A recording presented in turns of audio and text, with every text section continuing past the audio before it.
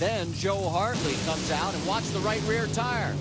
Oops, it won't run that way, and watch what happens to Joe. Now right here, the throttle sticks, and he is shooting down the racetrack. Finally, he gets the kill switch, and let's take another look at that one.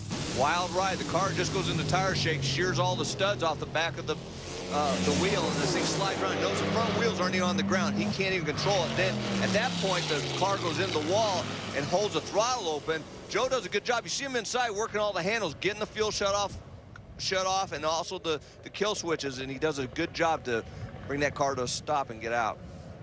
And he was okay as he climbed out of the race car and gave the fans a salute, saying, yeah, I'm all right, gang. And then there's the tire, and take a look right at the base of the... You see all the lug nuts right in there. They're still connected to the studs. It just basically sheared right off of the rear axle housing. So that's just a tough break for that team. And that's Joe right there. And it looks like more of the fans take one more angle from the far end of the racetrack.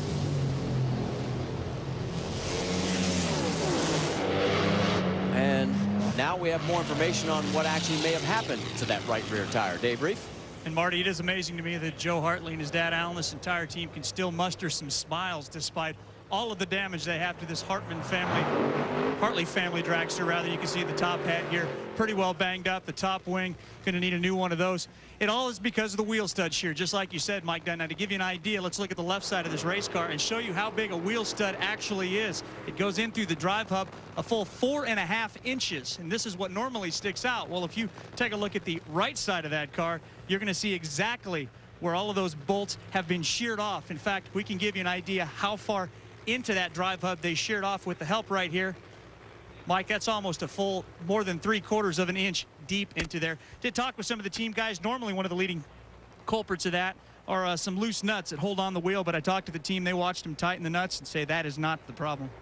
Well, you know, and we did have a shot of the wheel studs after the run. Now, the key here is you look at the top here. These are all sheared off very cleanly.